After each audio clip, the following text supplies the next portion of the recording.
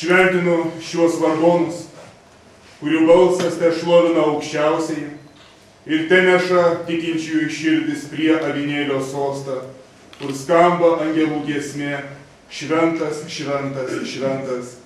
Ir Dieve, tu sakai visą pašventinamą tavo žodžiu ir malda, ir su tavo žodžiu ir malda mes šventiname šios vargonus vardan Dievo Tėvo ir Sūnaus ir Šventosios Dvasios. Amen. Štai taip buvo pašventinti naujieji Kintų evangelikų liuteronų bažnyčios vargonai.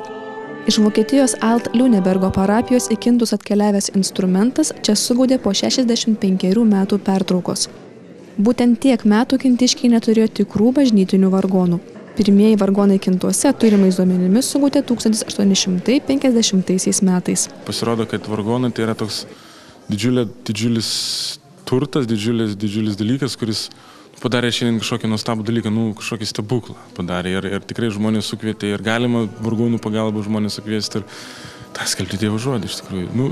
Dėkoti kažkam, tai aš net sakyčiau gal Dievui. Naujųjų vargonų palaiminimo pamaldose dalyvavo vyskupas Mindaugas Sabutis, kunigas Liudvikas Fetingis ir pastorius iš Vokietijos Christian Nyv.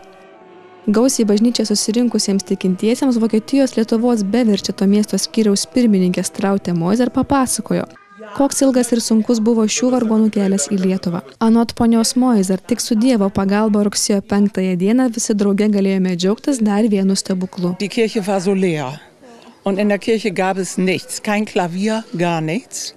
Und in unserer Kirchengemeinde sollte die Orgel abgebaut werden für eine neue Orgel.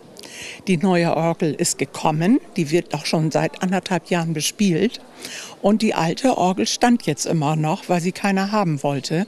Sie musste repariert werden.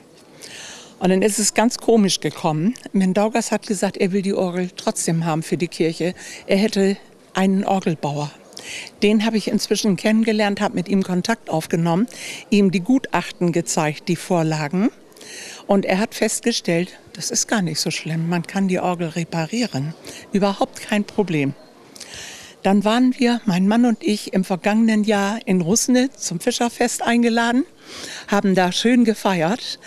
Und dann haben wir von da mit Pastor Mindaugas und unseren Pastoren in der Kirchengemeinde telefonischen Kontakt hergestellt, damit die Orgel wirklich nach Kintai kommt. Das war mein Herzenswunsch. Ich hatte eben den Eindruck, das darf ich eigentlich gar nicht laut sagen, ich sage es trotzdem, die Orgel klang hier wesentlich besser, als sie vorher bei uns in Deutschland geklungen hat. Ich bin glücklich, ich bin dankbar, dass die Orgel hier ist. Ich freue mich, dass die Kindtaier glücklich sind, dass sie sich darüber freuen. Die große Orgel, sie steht da wunderbar. Ich war so glücklich heute, als ich sie gesehen habe und dann, als ich sie gehört habe. Ich musste weinen. Naujiesiems Kintų evangelikų liuteronų parapijos vargonams jau apie 50 metų. Nepaisant garbingo instrumento amžiaus, šie skamba puikiai ir yra geros būklės. Už šių vargonų skambesį Kintų parapiečiai dėkingi nemažai vargonų Lietuvoje atgaivinusiam meistrui iš Vokietijos Jorgui Nas. Jis ne tik išardė bei surinko dabartinius Kintų vargonus, bet ir šiek tiek jos pataisė.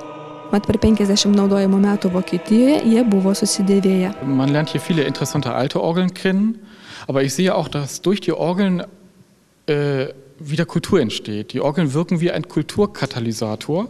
Das heißt, dadurch finden wieder mehr Gottesdienste statt, es kommen mehr Leute in die Kirche und es finden auch Konzerte statt. Das ist sehr schön, finde ich. Kintiškiams rugsėjo 5 buvo dviguba šventė. Parapiečiai ir miestelio svečiai naujųjų vargonų skambesiu džiaugiasi giedant operos solistui Liudui Mikalauskui. Daugiau nei 2,5 valandos trukusios pamaldos neprailgo ir anot parapiečių, jeigu tik Liudas giedotų, būtų galima dar tiek pat išsėdėti. Liudui Mikalauskui komponavo Kauno arkikatedros ir Marijampolės bazilikos vargonininkas Povilas Padleckis. O naujaisiais vargonais per pamaldas gros Kintų parapijos vargonininkė Laima Bušinikienė. Po naujųjų vargonų palaiminimo Kintų parapija jau rengėsi naujiems darbams.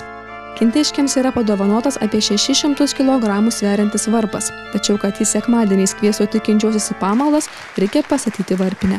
Kintai išskirtinė parapija ant Kuršių marių kranto. Tikimasi, jog vasarą bažnyčioje bus galima rengti įvairius koncertus, kurie pritrauks turistus ir miestelėnus.